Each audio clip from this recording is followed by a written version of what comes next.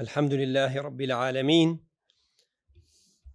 الصلاة والسلام على المبعوث رحمة للعالمين وعلى آله وصحبه ومن تبعهم بإحسان إلى يوم الدين. برانی بەڕێز و خۆشەویست، خوشکانی ڕێزدار، سڵاوی خوای گەورەتان لێبێ. لەم بیسخولەکەی داهاتوودا ئینشاءالله بەڕاستی بەنیاز بووین کە باز لە ئامادەکاری بکەین بۆ قوتابخانە، بەڵام ئامادەبوانی بەڕێز هەمویان خوێندکاری علومی شەرعین. من لێرە پێم باشە شێوازی دواندن و قسەکردنەکەم بگۆڕمە سەر بابەتی علومی شەرعی بەڕاستی، چونکە هەمووتان الحەمدولله لێرە تەڵەبەی علومی شەرعین و زانستە شەرعیەکانە خوێنن. بەڵێ بەڕێزان، ئەوەی کە کۆڵەکەی سەرەکی بەردەوامی و فێربوونە لە زانستە شەرعیەکاندا بریتیە لە نیەت پاکی. ئێوەی بەڕێز ئەبێ ئەوەتان لە بەرچاو بێت، ئەو شتانەی دەیخوێنن، ئەو زانستانەی لەبەری دەکەن، دەقێکە حەدیسێکە فەرمودەیەکە لە هەندێک جار لەوانەیە دەقێکی شیعری لەبەر بکەن، پێویستە ئەوەتان لە بەرچاو بێ یا هەمیشە ئەوەتان لە خەیاڵ بێ ئەم ئیشەی ئەیکەن لە پێناوی شتێکی دنیاییدا نییە و نابێ لە پێناوی شتێکی دنیاییدا بێت. چونکە وەکو زانایان فەرمویانە رب عمل كبير تصغره النية ورب عمل صغير تكبره النية. زۆر کاری باش کە ئێمە وەکو مسلمان لە ژیانی خۆمان دەیکەین یا دەمانەوێ ئەنجامی بدەین، بەهۆی نیەتێکی خراپەوە، بەهۆی جۆرێک لە ڕیابازی یان خۆ دەرخستنەوە، بەهۆی حەزی خۆ بە گەورەزانین و خۆسەلماندنەوە، ئەو کردەوە باشە. بە تایبەت کە جەنابتان تەڵەبەی علومی شەرعین، فێربوونی علم بۆ کەسی خوێنەوار و شارەزا ئەگەر بڵین واجبە لای زۆربەی زانایان، ئەو واجبە ئەو خێرە گەورەیە بۆ ئەو کەسەی کە نیەتی پاک نییە دەبێت بە شتێکی خراپ لەوانەیە وەکو ئەڵێن لەسەریشی قەرزار بێتەوە. کەواتە پێویستە لە هەوڵدان و فێربوون و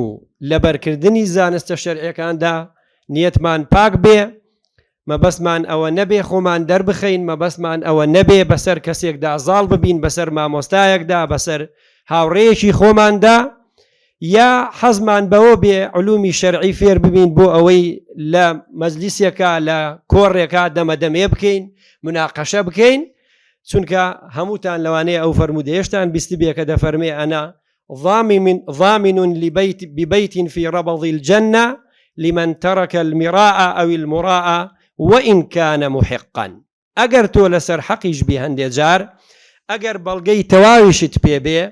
ئیستیدلالەکەت لە جێی خۆی دابێ بۆ بابەتێکی شەرعی لەوانەیە ئێمە خلاف دەکەوێتە نێوانمان، ئەگەر تۆ لەسەر حەقیش بی نابێ لە دڵەوە باسی نیەت پاکی دەکەین، حەزت بەوە بێت تۆ سەر بکەوی بەسەر براکەتدا، بەسەر خوشکە مسلمانەکەتدا، چونکە ئامانجەکە وەکو ئەوترێ لله و فی اللهە، بۆ شتێکی دنیەوی یا کاتی نییە. کەواتە دەستکەلای یەکەممان یاخود بڵین بناغەی یەکەممان لە فێربوونی زانستە شەرعیەکان، ئێوەی بەڕێز کە دەستان پێکردووە جا قۆناغی یەکن یا دوو، پێویستە ئاگاتان لە نیەتەکانتان بێ، چونکە وەک گوتمان ئینەمە الئەعمال بالنیات. بەتەمای چی لەم زانستە شەرعیە؟ نیەتی چیت هەیە؟ وەکو باسم کرد خۆت دەردەخەی شتێکی دنیایت دەوێ بۆ ئەوەی لە مەجلیسا قسەت بخوا، بۆ ئەوەی بڵێن کەسێکی زیرەکە فەرمودەی نیەتی سێ کەسەکەیشتان بیستووە کە هەبووە بەنیازی خۆی جیهادی کردو، بیستوتانە و فەرمودەیە، بەڵام لە ڕۆژی دواییدا پێی دەوترێت تۆ لەبەر خوای گەورە نەتکردووە بۆ ئەوە کردوتە پێت بڵێن کەسێکی ئازایە، فەرمودەکەتان بیستووە. زانست فێر بووی لەوێ پێت دەڵێن بۆ ئەوە فێر نەبووی کە خزمەتی خەڵکی پێ بکەی، بۆ ئەوە فێر بووی کە بڵێن کەسێکی زانایە یا کەسێکی بەتوانا و زیرەکە. ئەوە خاڵی یەکەم. خاڵی دووەم کە زانایانی ئادابی فێربوونی زانستەکان بە تایبەت ئیمامی شەوکانی لە کتێبە بەناوبانگەکەیدا باس لودك الصحبة الصالحة يا تعد الصحبة الصالحة الشرط الأول لتعلم العلم. هاوڕێی باش کەسێکی ڕێک و پێک دۆستێکی نزیک و دیندار و لەخواترس بۆچی ئەوە بە مەرجگیراوە؟ چونکە تۆ لە ماوەی فێربوونی ئەو زانستەیە هاوڕێیەکت هەیە، جا چ ئافرەت بی یا پیاو. ئەگەر کەسێکی لەخواترس بێت، کەسێکی نیەت پاک بێت، کەسێکی خواویست بێت، پێکەوە هاوکاری یەک دەبن و ئامۆژگاری یەک دەکەن بۆ ئەوەی لە فێربوونی زانستەکەدا بەو شێوەیەی کە خۆی یاخود مەطلوبە بەردەوام بن. کەواتە هاوڕێی باش یا ئەلقەرین الصالح یەکێکە لە کۆڵەکە سەرەکیەکانی فێربوونی زانست. چەند خەڵکمان هەبوون بە چاوی خۆمان ئێمە لە ژیانی خۆشمان بینیومانە بەهۆی هاوڕێیەکی خراپیانەوە سارد بوونەوە یاخود بەردەوام نەبوون لە فێربوونی زانستەکان. لەوانەیە تۆ 5 مانگ بخوێنی، ساڵێک بخوێنی، بەڵام ساڵی دووەمت پێ تەواو ناکرێ، هاوڕێکە ساردت دەکاتەوە. کەواتە وەکو شاعیرەکە دەڵێ وەختر صدیقەکە من ذەوی الئەخلاقی، ئەو هاوڕێی هەتا دەبێ کەسێکی بەڕەوشت و دیندار و لەخواترس بێ بۆ ئەوەی بتوانی بچیتە پێش لە کاروانی فێربوونی زانستە شەرعیەکان دوانەکەوی. خاڵێکی دیکەی زۆر گرنگ بریتیە لە هەڵبژاردننی مامۆستا. ئێوە ئەلحەمدوللا مامۆستاتان هەڵبژاردووە و بڕیارتان داوە لەو ئینستیتیوتە یان ئەگەر بڵین ژیار بۆ پەروەردە و گەشەپێدانی مرۆیی بەردەوام بن. مامۆستاکەتان ئەلحەمدوللا هەڵبژاردووە، بەڵام با 3-4 خاڵێک لەوەی ئەم مامۆستایی کە دەرس بە جەنابەت دەڵێ پێویستە ئێمە ئادابەکانمان لەگەڵیاندا چۆن بێت. باشترین کتێب لەم بوارەدا بەناوبانگترین کتێب کە باسی ئادابەکانی طالب العلم دەکا کتێبی التبيان في آداب حملة القرآن. ئەگەرچی ناوەکەی وەکو ئەوە دەردەکەوێت کە تەنها باسی قورئان خوێندن و لەبەرکردن و ئەوە بێت، بەڵام لە ڕاستیدا کتێبەکە لە 8 بەشیدا ئیمامی نەوەوی باس لە ئادابەکانی طالب العلم ئەو حق المعلم على طالب العلم لە 8 بەشدا باسی ئەوە دەکا ئەو مامۆستایی کە دەرس بە جەنابەت دەڵێ پێویستە چۆن لەگەڵی هەڵسوکەوت بکەیت. یەکێک لەو خاڵانەکە ئیمامی نەوەوی باسی کردووە، دەڵێ ئەگەر قسەی کرد بێدەنگ بە. مەبەسمان لەوە نیە لە کاتی شەرحی کتابەکەیە، لە مەجلیسێک دەیبینی، لە شوێنێک دەیبینی، لە کۆڕێک دەیبینی کە قسە دەکا. ئەوە خاڵی یەکەم. خاڵی دووەم، ئەگەر لە مەجلیسی دانیشتی قسەی پێ مەبڕە، چونکە بۆ خۆتان دەزانن بەشێک لە زانستە شەرعیەکان وردە خلافیاتیان تێدایە. ئەگەر تۆ دەزانی مامۆستاکەت لە بابێک لە بابەکان لەوانەیە هەڵەی کرد بێت، بەڵام ئەدەب وایە بێدەنگ بی. ئەگەر بێت و لەو کاتەدا لەو ئانوساتەدا لە دڵی خۆتدا بڕواد وا بێ کە من پێویستە هەڵە بۆ مامۆستاکەم ڕاست بکەمەوە، یا لەم قسەیەدا لەم ڕایەدا لەم فتوایەدا نەی پێکاوە با بۆی ڕاست بکەمەوە، ئەوە بەچی دادەنرێ بە سوء الئەدەب ئەمامە معلمیکە ئەو شەیخیکە، ئەوە بە شتێکی ناڕێک و نەگونجاو دائەنرێ. کەواتە ئەگەر هەڵەیەکی کرد، ئەگەر لە خوێندنەوەی عیبارەتێکە بۆ نمونە لەوانەیە فەتحە بکە بە کەسرە هەڵە بکە بە شێوازێکی دیکە بخوێنێتەوە، ئەلیفی مەقسوورەمانەیە لەوانەیە بیکا بە مەمدوودا، ئەگەر هەڵەی کرد بۆی ڕاز مەکەرەوە، چونکە تۆ بڕیارت داوە لە بەردەست ئەم پیاوەدا بخوێنی، هەموو کەسیش هەڵە دەکا بێگومان. خاڵێکی دیکە لە ڕێزگرتن لە مامۆستایانمان باسی قەرینەکان مەکە، ئەو کەسانەی هەمان توانایان هەیە، هەمان زانستیان هەیە، یا بڵین هاوشانی ئەون یا ناوبانگیان هەیە. مەڵێ فڵان مامۆستا لە فڵان کتێب یا لە فڵان ڤیدیۆ ئەو وانەی وا شەرح کرد، لە بەردەم مامۆستاکەی خۆتدا باسی یاخود مەدحی کەسانی دیکە مەکە، چونکە وەکو دەڵێ شەیتان نەخەوتووە لەوانەیە جۆرێک لە غیرەی بۆ دروست بێ، یا ئەگەر ئەویش لە نیەتەکە یا شتێکی بۆ دروست بوو کەواتە تۆ واد لێ کرد وەکو خۆتان ئەڵێن دەفعت کرد بۆ ئەوەی کە جۆرێک لە حەسادەت دروست بێ بۆ ئەو کەسەی کە تۆ لە بەرامبەر ئەودا باست کردووە. کەواتە باسکردنی کەسانی دیکە لە بەرامبەر مامۆستاکانتاندا هەڵەیە. خاڵێکی دیکە لە ڕێزگرتن لە مامۆستا، ئەگەر خۆی لەوێ نەبوو ڕازی نەبی کەس ڕخنەی لێ بگرێ یان باسی بکە. ئەوانەی باسمان کرد لە حضوری مامۆستاکەیا بوون. ئەگەر خۆی لەوێ نەبوو تەلەبەیەک وتی لەوانەیە نەزانێت جۆرێک هەڵە بکات لە پرسیاردانان لە شتێک لە ئوسلوبێک لە ئوسلوبەکانی شەرح هەر کتێبێکی علومی شەرعی دەخوێنی لەوانەیە ئوسلوبەکەت بە دڵ نەبێ. بەڵام نابێت کە مامۆستا لەوێ نەبوو ئەدەبەن وەوەفاءەن تۆ باسی بکەی یان شێوازەکانی کە بە دڵت نییە ئوسلوبەکانی لەناو هاوڕێکانت بگێڕیتەوە. ئەوە بەرامبەر بە شەیخەکەت یعنی مامۆستاکەت. خاڵێکی دیکەی کۆڵەکەیەک لە کۆڵەکەکانی دیکەی فێربوونی زانستە شەرعیەکان ئێوە ئەم 2 ساڵە دەخوێنن بەڵام لەوە بەدوا پێویستە بزانن چۆن کتێبی باش لەو اختصاصەی دەیخوێنی لەو بوارە جا نەحوە سەرفە عەقیدەیە بەلاغەیە علوم حەدیثە علوم قورئانە پێویستە تۆ پرس بە مامۆستایانی شارەزا بکەی مەکتەبەیەکی بچکۆلە بۆ خۆت دابین بکەی چونکە تەنها یەک مەصدەر ئەم ئیسلامەی ئێمە ئەگەر بڵین 10 ملیۆن کتابی هەیە تۆ 5 کتابت خوێندووە لەم 2 ساڵەیە 10 کتابت خوێندووە پێویستە یعنی شارەزاییەکت هەبێ هەندێ مەصدەری دیکەش پەیدا بکەی لە ماڵەوە دای بنێی و بە پرس و ڕاوێژ لەگەڵ مامۆستا شارەزاکانە ئەگەر بۆ خۆت بیان خوێنیتەوە ئەگەر گوێ لە شەرحی کەسانی دیکە بگری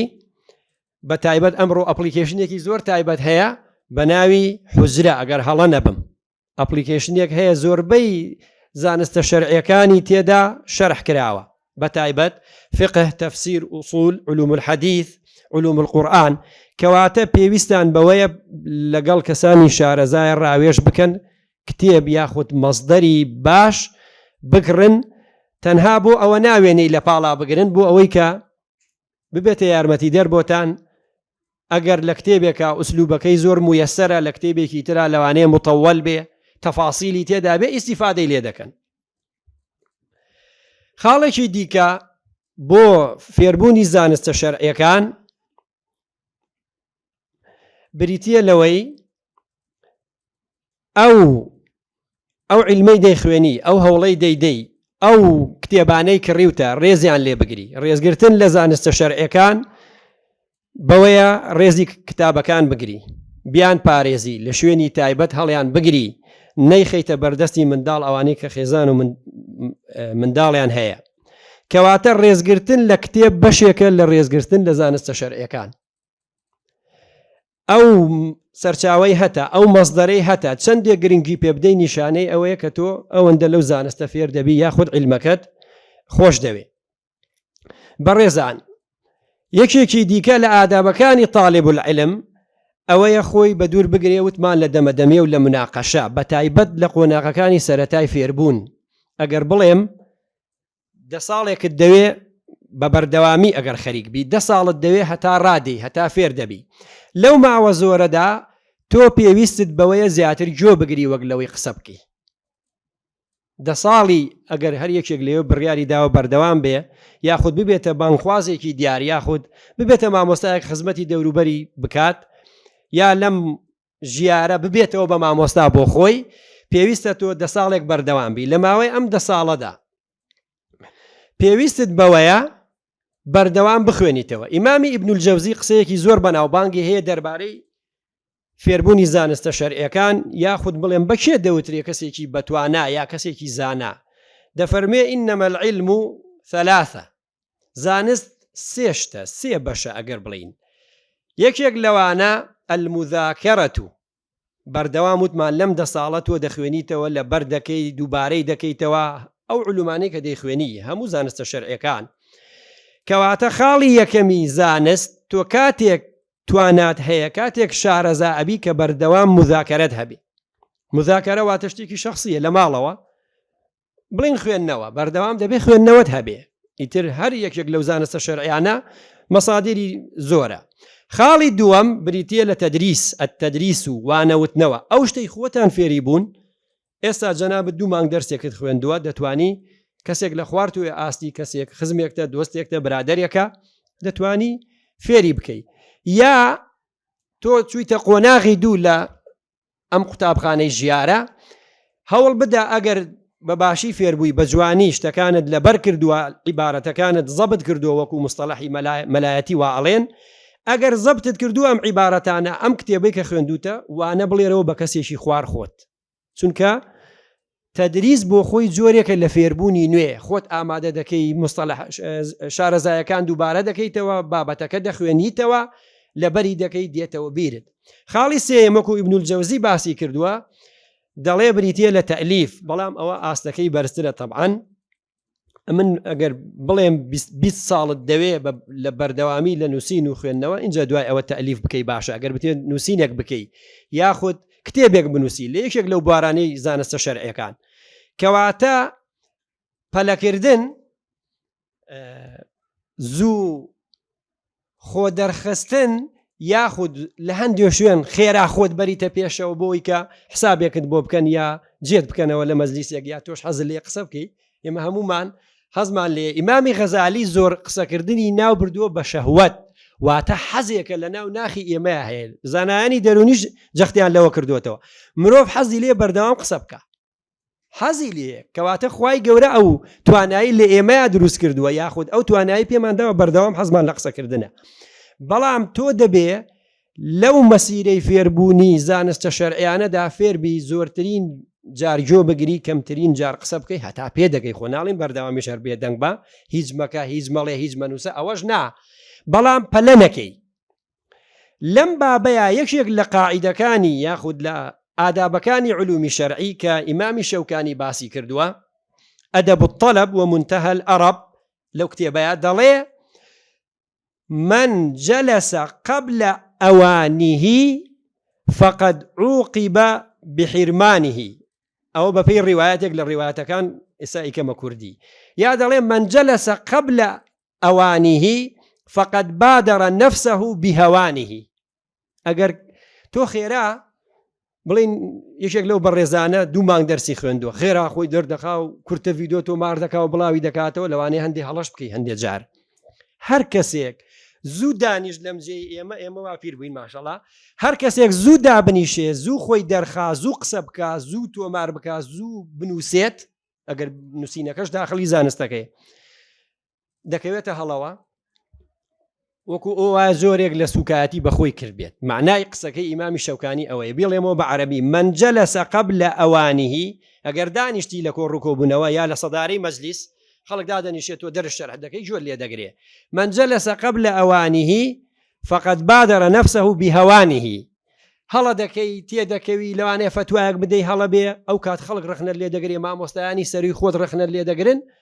جۆرێک لە سوکایەتیت بەخۆت کردووە کەواتە گرنگترین خاڵ ئەوەیە تۆ بەردەوام بی بەڵام بە نیەت پاکی بە کەم خۆ دەرخستن هەتا تەواو خۆت پێدەگەیەنی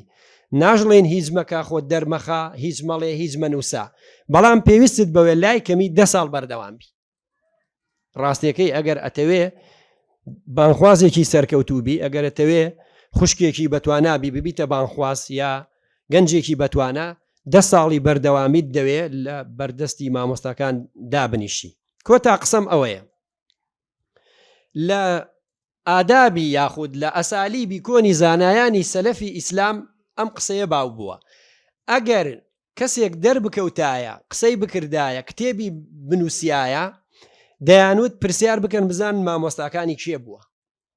20تانە هەندێک مبالەغەش هەیە لەوەی کەسێک هەبووە 500 مامۆستای هەبوو بێ ئەوە تۆزێک لەوانەیە مبالەغە بێ بەڵام لە ژیانی ئیمامی بوخاریە ئەوە ڕیوایەت کراوە کە 200 شەیخی هەبووە کاکە ئێمە دەڵێن 20 شەیخی هەبووە بەڵام ئایا هەر یەکێک لە ئێوەی بەڕێز کە ئێستا دەستان پێکردووە یا مەرحەلە دوون یا هەر قۆناغێکی دیکە چەند شەیختان هەیە شەیختان تەنها بۆ نمونە دکتۆر ڕەسوڵە بۆ نمونە ئەگەر وانەتان پێ بڵێ یا جەنابی دکتۆر خەیڕوڵایە جەنابی دکتۆر عەلیە دەبێ لە هەروانەیەک لەو وانانە 20 شەیخت هەبێ چۆن 20 کەست هەبێ 20 مامۆستا ئێمە ناتوانین لای 20 مامۆستا بخوێنین لەم زمانەیە زەحمەتە زمانی کە من تازە پێ دەگەیشتم بڵین گەنجتر بووین لە شارێکەوە دەچین بۆ شارەتر بۆ دەرسێک بەس ئیستا تۆزێک ئەوە قورسە و لەوانەیە جۆرێک وەکو خەیاڵ وابێ لە شارێکەوە دەچین بۆ شارێک بۆ منە هەفتەی 2 جار 3 جار لە شوێنێک دەچین بۆ شوێنێک لای مەلایەک دەرسمان دەخوێن ئیستا ئەمە قورسە بەڵام بۆ ئێوە ئاسانە چۆن يوتيوب بکەرەوە ئەگەر علومی حەدیث دەوێ کاکە 500 زانا و عالم شەرحی علومی حەدیثیان کردووە ئەگەر زیاتر نەبێ ئەگەر نەحو سەرف دەوێ لە 1000 زانا تێپەڕێ بگەڕێن لە یوتیوب کەواتە بە یەک مامۆستا نابێ ڕازی بی ئەو پوختەیەکت پێ دەڵێ ئەوی دیکە ئایدی خۆتە دەبێ فراوانی کەی وانە متەوەلات کتێبە درو درێژەکان فێربی تۆ جارێ مختصراتە خوێنی مختصرێکە خوێنی لە علوم حەدیث ئەبێ لەبەری بکەی علوم قورئان ئەبێ حساب ئەبێ هەمووی لەبەر بکەی نەحو سەرف و بەلاغە دەبێ وەک ناوی خۆتان لەبەری بکەن وەک ناوی خۆتان یعنی دەبێ تۆ دوای 2 ساڵی دیکە کەوتیان فڵان کتێبت خوێندووە نەڵێ یا گومانت هەبێت لە ناو نیشانەکەی یا لە بابەتەکانی دەبێ وەک ناوی خۆت بناغی علومە شەرعیەکان ئەوتم کۆتا قسە بەس بە ئەمەشی بۆ زیاد کەم علومی ئالا بڵین ئەو زانستانەی وەکو ئامرازێک بەکاریان ئەهێنی نەحو سەرف و بەلاغە چونکە بنەمای فێربوونی ئیسلامەتی و دینداری ئەبێ زمانی عەرەبی بزانی نەحو سەرف و بەلاغە دەبێ ئێوە وەک ناوی خۆتان فێر بن ئەگەرتانەیە بچنە پێش خوای گەورە کارتان بۆ ئاسان بکات دوعای خێرتان بۆکەین هیوادارم بتوانن بەردەوام بن و تەکید لەواکەمەوە نیەتەکەتان پاک بکەنەوە چونکە ئەگەر نیەتت پاک نەبوو هەرچەند بڕۆی لە شوێنێکدا هەر پەکت دەکەوێ هەر دەکەوی خوای گەورە کارتان بۆ ئاسان بکە هەموو لایەک بپارێزێ لە نەخۆشی و لە ناخۆشی و نیەتەکانمان پاک بکاتەوە و وامان لێ بکە بەڕاستی شوێنکەوتەی علومی شەرعی بین نەک بە دروشم و خۆ دەرخستن والسلام عليكم ورحمة الله وبركاته.